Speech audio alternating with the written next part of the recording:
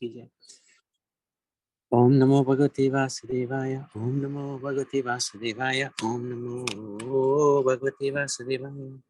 Hare Krishna, dear devotees. So I wanted to seek the blessings of Radha Madhu, Radha Shyam Sundar, Krishna Balaram, Bal Gopal, Gaunitai, Srila Prabhupada, Guru Maharaj, and the assembled devotees. Thank you for joining today. So we're continuing with the Sanatana sessions on Sanatana Dharma. Today we're going to look at the values and culture of Sanatana Dharma. Very interesting subject matter, as they all are, of course. So, these values and culture actually distinguish us from the animals, because the animals' function is very simple. They eat, they sleep, they mate, they defend. Four things which are mainly in common with the animals. And if a human being simply does the same four things, then that human being is no better than an animal. So what distinguishes us from the animals are these values and culture that comes from the Vedic Dharma, which are very deep. Yesterday we were discussing about the Bhakti Lata Bij. So this Bhakti Lata Bij, the seed of devotion has been planted, and the watering of that seed is very important. These culture, the values and culture that Sanatana Dharma give us, help water, look after the seed so it can turn into a sapling. And if we don't do anything other than these four things, we are regarded as two-legged animals. Dvipad Pashu. This is what is described in the Srimad Bhagavad Gita, Srimad Bhagavatam, Canto 6, Chapter 16, Text 38. And this is the slok, in fact. Ahara Nitra Bhaya Maithunam Cha Samanyam Etat Pasubhir Naranam Dharmohi Tesham Adhika Vishesho Dharmena Hena Pashubhi Samana. Both animals and humans share the activities of eating, sleeping, mating, defending. But the special property of the humans is that they are able to engage in spiritual life. Therefore, without spiritual life, humans are on the level of animals. This is from the Hitopadesh. And then he also says the Bhagavatam, Cha Sacha Prakataya Dvipada Pashubhir Mata. Degraded men are actually no better than animals. The only difference is that animals have four legs and such men have only two. They are two-legged animalistic men. This is 5th canto of 9th chapter, 9th verse. So values mean moral codes, common sense based around Dharma,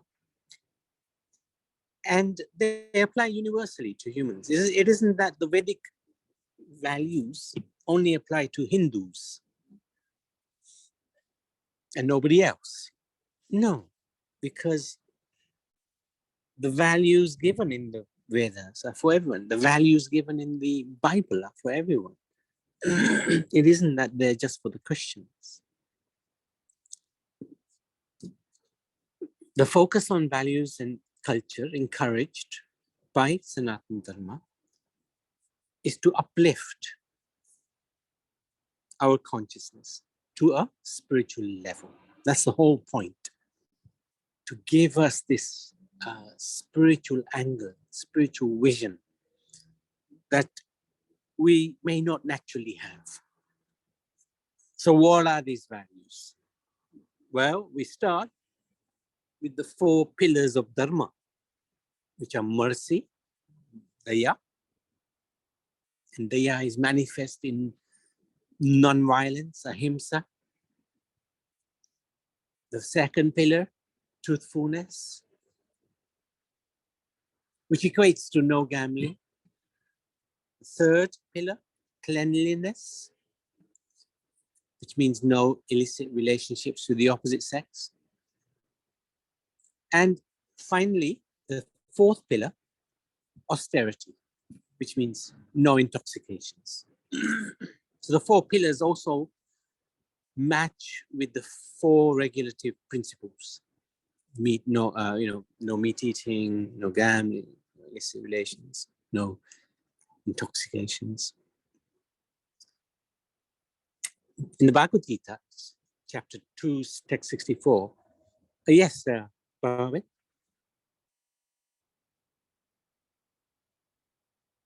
You're muted, huh? Hare Krishna, Prabhuji, all devotees. Can you turn the page, reverse the page? Oh, yeah. Please. There you go. All right, the last one, austerity and no intoxication. What does that mean? Intoxication means drugs, alcohol, cigarettes. Okay. Like that. Austerity means cigarettes, yeah?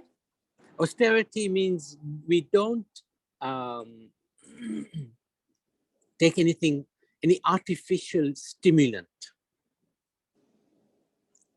That's effectively what austerity means in this context. In this context. No drinking like that, yeah? No drinking. That's it. Yeah. That's it. Okay. Thank you very much. Carry on, please. Thank you. Please, I'm writing. Thank you. Raga dvesha vimuktaischa muktaishtu vishayan indriyais charan atma vasyai videyatma Pashagamati Gatachati. One who can control his senses by practicing the regulated principles of freedom can obtain the complete mercy of the Lord and thus become free from all attachment and aversion. So it's interesting how Krishna says the regulated principles of freedom. Sometimes the regulative principles may look like they are prohibiting us, restricting us from doing things. So restricting our freedom. But it's interesting how Krishna says these regulative principles are actually of freedom because they free us from this material world. And they give us access to the mercy of the Lord. How can we get the mercy of the Lord if we have no compassion? So let's just go back. If we eat foods which has come to our plates in a violent manner through killing, where is our mercy? Where is our compassion? And how can we expect compassion in turn if we don't have compassion ourselves? That's one example. So the first pillar, mercy, non-violence. Ahimsa paro Dharma. This is a very interesting saying. Guru Maharaj used to often say this, quote this, Ahimsa paro Dharma. Non-violence is the first principle. Non-violence in terms of our actions, how we behave. Non-violence in terms of our words. We don't use harsh, sharp words against others. And non-violence in our thoughts. We don't think about being aggressive even. Even our thoughts should not venture down that slippery slope. Vegetarian or vegan diet is recommended. It's a must. It's a must. Of course, plants also have life, but we have to subsist on something. And our natural food is considered to be vegetables. We're allowed. And in the Bhagavad Gita, chapter 9, text 26, Krishna says, Patram pushpam phalam toyam. He says, anyone who offers me with love, some water, fruit, leaf, flower, I will accept it. So he's given us the right to subsist on plants. And even if we are vegetarian, that's not good enough. because we're still taking something which belongs to the Supreme Lord. If we offer that food back to the Lord, that becomes prasad. Food offered to the Lord becomes prasad. Otherwise, we're simply eating sin. So Bhagavad Gita, text 13 of chapter 3 is very clear. Krishna's doesn't mince his words there. Saying you're verily only eating sin if you're eating food which has not been offered to me. So this is the first pillar. Second pillar is truthfulness, no gambling. Truthfulness or satya is a universal value, applies it to every culture. And according to Bhagavatam, the last leg standing for Dharma in Kali Yuga is truthfulness. But even that, you don't see that much truthfulness going on in this world. And Bhagavad Gita, text 15 of chapter 17, talks about how one can speak palatably the truth. And there's part of the aspect of truthfulness which we particularly look at is gambling, which is discouraged because gambling leads to untruthfulness. So we try to avoid gambling. Of course, there's the example of Maharaj Yudhishthira. He was challenged to a gambling match. And as a Kshatriya, when you're challenged, you have to accept the challenge. If you don't accept the challenge, then you're actually breaking the rules of Kshatriya code. So he accepted the battle, or he accepted the challenge of gambling. Even though the dice was loaded against him because an expert was playing on the other side, the uncle of Duryodhana, Shakuni, who was actually known to be a great cheater. Yet, Yudhishthira did not shy away from the challenge. So there's a little higher value there in terms of Kshatriya culture. There's another incident as well involving Yudhishthira and Krishna in the battle of the Mahabharata. At one point, the Pandavas were losing in the battle because of Dronacharya, who was the guru, the martial guru of the Pandavas. He was fighting against the Pandavas. And there was such a fight that Dronacharya was defeating the whole army of Yudhishthira. And at that point, Krishna said to Yudhishthira, we have to do something. We have to do something underhand in order to defeat Dronacharya, otherwise you will lose.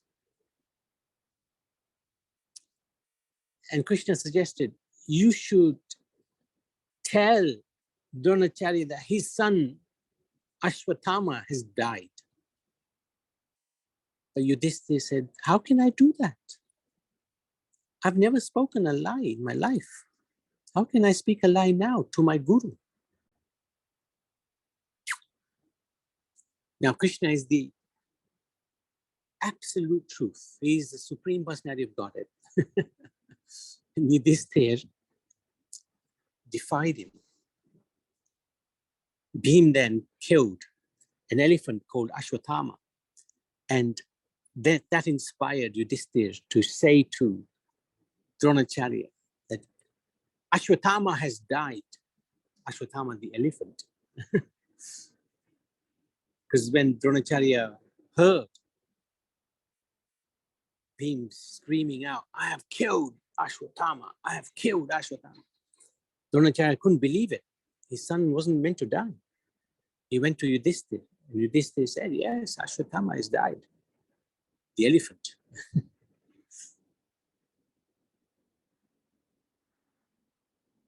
So what happened was Yudhishthira's chariot was always 6 inches above the ground throughout the battle. But after this incident, his chariot came down to the same level as everybody else's. So, and some commentators say it's because he told a lie to his guru, Dronacharya. But actually, that's not the case. Our acharyas explained that because Yudhishthira defied Krishna, who is the absolute truth, that is why his chariot came down back to the ground level.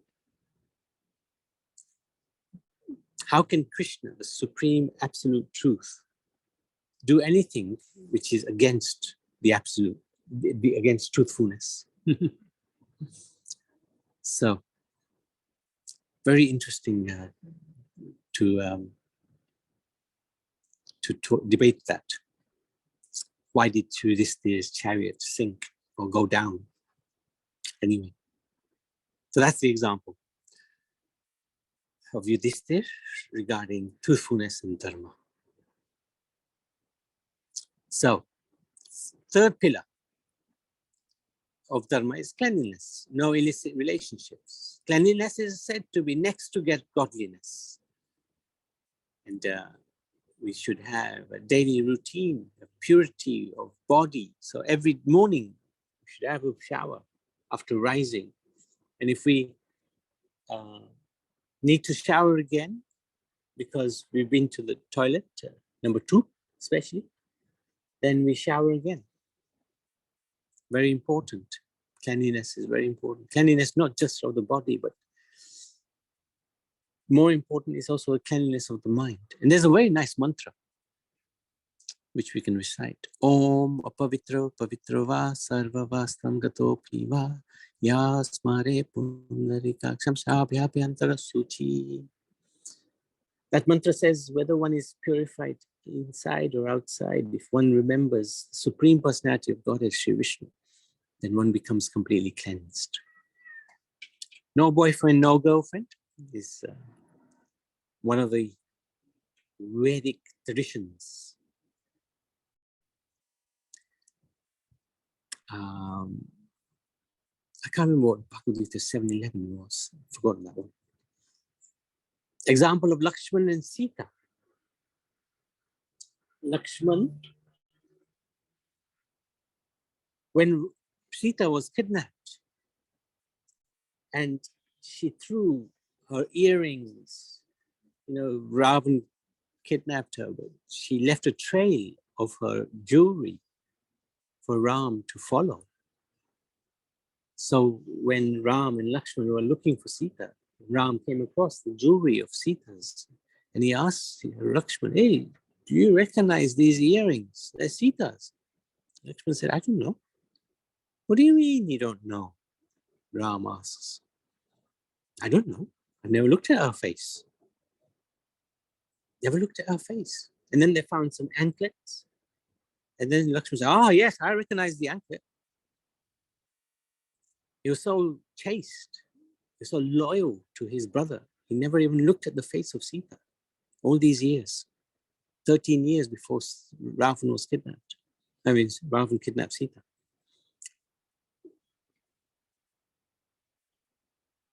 So this is incredibly high value of Sanatana Dharma. Purity of mind. Our mind has at least 60,000 thoughts every day. And Krishna says in the Bhagavad Gita 6.5 and 6.6, he says, the mind can be our best friend, mind can be our worst enemy. If our mind is controlled, it's our best friend. If our mind is uncontrolled, it's our worst enemy. So these thoughts that come to our mind every day, a lot of them are just negative thoughts. We're thinking badly about some situation, some person. Negative thoughts. So those negative thoughts, if we can try to convert them into positive thoughts, then our purity level will be maintained. Negativity destroys. Positivity builds and encourages. positive attitude is what Krishna likes. He says in the 12th chapter 4 times, my devotee who is steady in both happiness and distress is very dear to me. So positivity is that aspect where one is steady, whether one is in a dire situation or whether one is in a very happy situation. Either way, one is positive. Cultivate seeing positive qualities in others. And the example is of Yudhishthira and Duryodhana. This is such an amazing example. Yudhishthira, Dronacharya asked Duryodhana and Yudhishthira to go into the kingdom. And he said to Duryodhana, find somebody who is better than you. Duryodhana went into Hastinapur. And after a few days, he came back and he said to Dronacharya, I found no one who's better than me. I'm the best. So the same, well, slightly different task was given to Yudhishthira. Dronacharya said to him, find somebody who's worse than you. Find somebody who's less qualified than you are.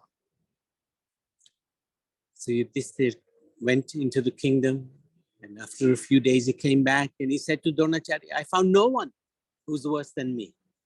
I am the worst. That's not negative. That's just humility. Everybody had such wonderful qualities. I saw great qualities in everybody. They're all better than I am. That's really amazing stance to have.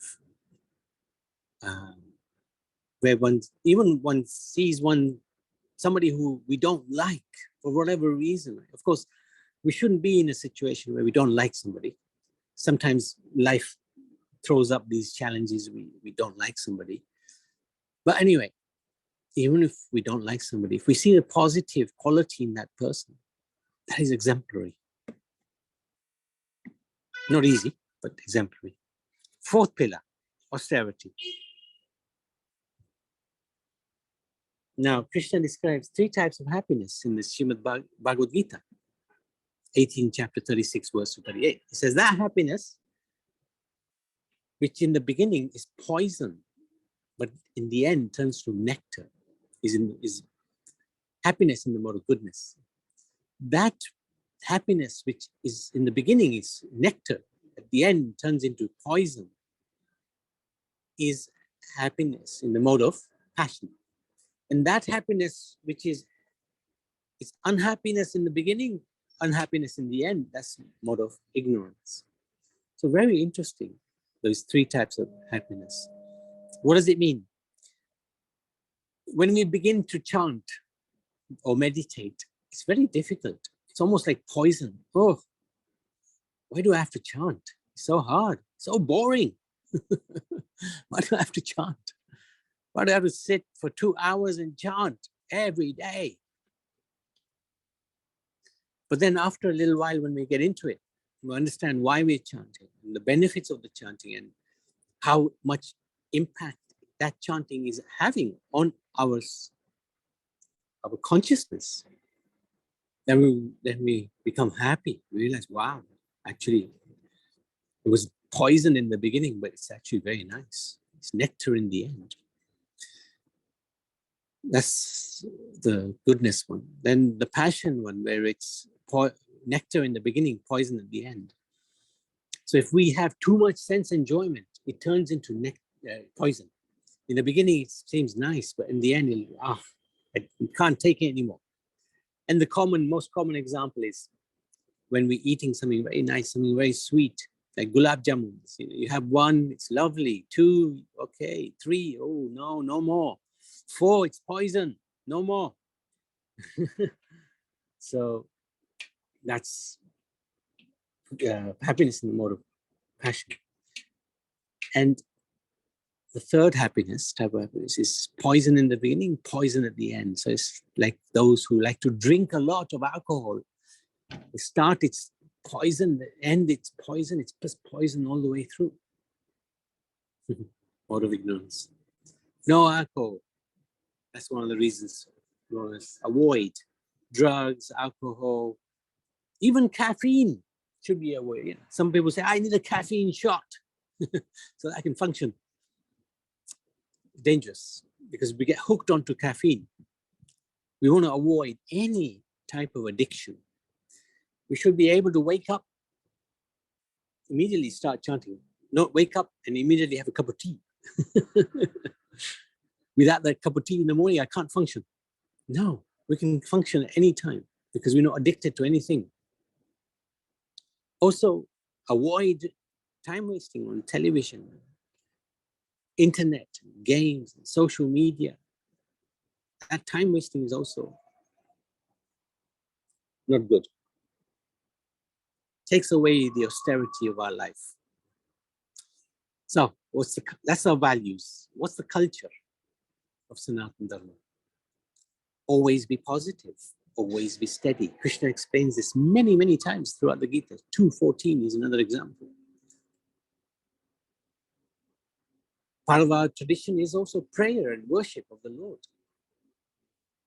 Krishna also recommends that. 1865.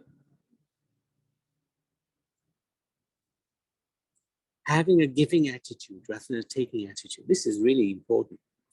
Generally speaking, Western culture, even Eastern culture, everybody has this mood of, I want, I want this, I want that, I want everybody to think nicely of me. I want presents, I want everything. But that scenario leads to unhappiness because we will always be disappointed. There will always be something that we want which we cannot get. I love this person, but they don't love me in return. It's going to end up in disappointment. Guaranteed. But if we have a mood where we want to give our love, who can stop us? Right? It may or may not be accepted on the other side. It doesn't matter. So be it. So be it. Nothing stops us from giving. So if we have a giving attitude, we'll always be happy.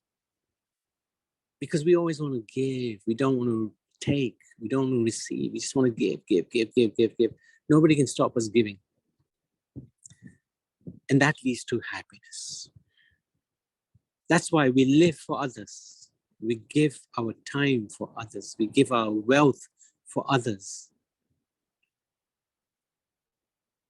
Be respectful. And this is very important in our culture. Especially Guru Maharaj would love to explain this again and again. Matri Deva Bhava, Pitri Deva Bhava, Acharya Deva Bhava, Tithi Deva Bhava. So worship the mother as if she's a devata. Same with the father. Same with Acharya and our guests as well. Very important.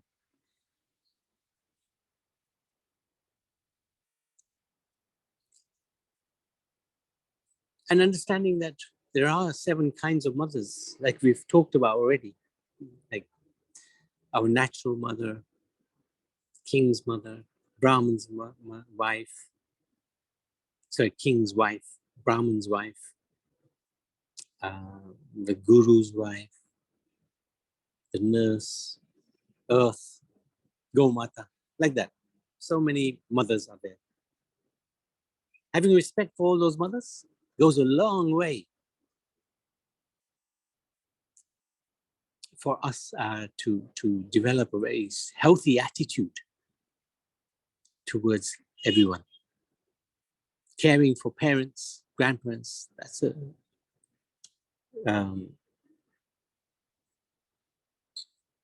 part of the Vedic culture.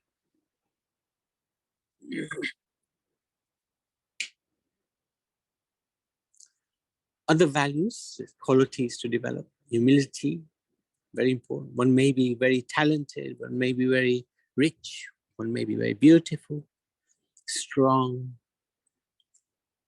but one shouldn't think that these qualities are because I had anything to do with it. No, this is all because of Supreme Lord. Any qualities that we have are due to the Supreme Lord. And if we use them in His favor, we'll always remain humble, be polite. And humble doesn't mean being weak and meek. Devotees sometimes can be mistaken to be weak. Our Guru Maharaj always used to say, humility doesn't mean weakness, it means strength. It means understanding we are a servant of the Supreme Lord. And in His service, we'll do anything. Even if maybe the hardest thing. Hanuman fought.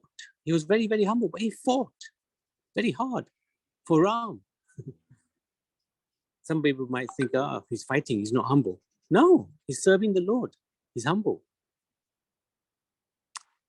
Be polite. Appreciate others by sincere praise.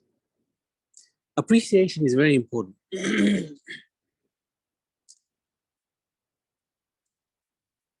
Should always thank people for whatever they bring to your life.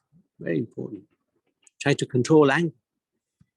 262. Anger is, I think it's Deya to Visaya Pungsa. It says the fault, that is the how to become entangled in Maya. We look at an object and we develop attachment for it. We can't get it. We get frustrated and we get angry. So to control anger is very important. Always have the mood of learning so that we can improve our consciousness. This is very important. Improving our consciousness on a daily basis. Failure is this pillar of success. So many failures we've had, but we don't worry about the failures. We use them as stepping stones for success in spiritual life. So I wanted to stop there. Very interesting subject matter, this one. There's a lot more, of course. We've just scratched the surface with the values and culture of Sanatana Dharma. Any questions, any comments, any disagreements, any important values which have been missed out?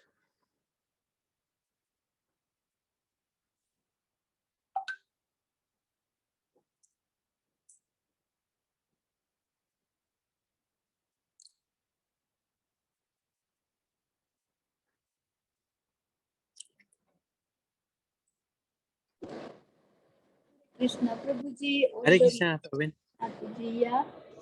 Today's episode, I mean, the whole of the session. Sorry, what was that? The whole session was very good because in the earlier you said the mercy, truthfulness, cleanness, austerity, and then you said something about we have to we have to see better in other. Is that right? Is that right? And then yes, see positivity. You see better in other. You see positive yourself, and that's how you feel happiness in yourself. Yes, good. And that was good. And then the second thing you said something about like everything get poison. You eat first too much, drink first too much. And I have to tell about this caffeine because I mean I do prayer in the morning, but when I wake up in the morning, after I do my brush, I need tea. And tea is caffeine. Is that right? Tea, and tea I has can't, caffeine. Yeah, I can't live without it. I know. As soon as I drink, I mean, I do drink water first thing in the morning, and then I need my tea. Then tea. I think then I'm awake. My mom was the same. She needed a cup of tea, but and today's it was very good. You said something about culture, that positive praying, giving the attitude rather than give up. That was very good. You have to care for parents and grandparents, which was very nice. And you have humility, be polite, appreciate, try to control the anger. always learn from the past, which is very good. And I really liked it today. And today's was quite easy to understand. Yeah. It wasn't very difficult. I know. Thank you. Thank you so much. Okay. Tomorrow we'll make it very hard. No, only joking. To do the tree today, that seed tree. The what?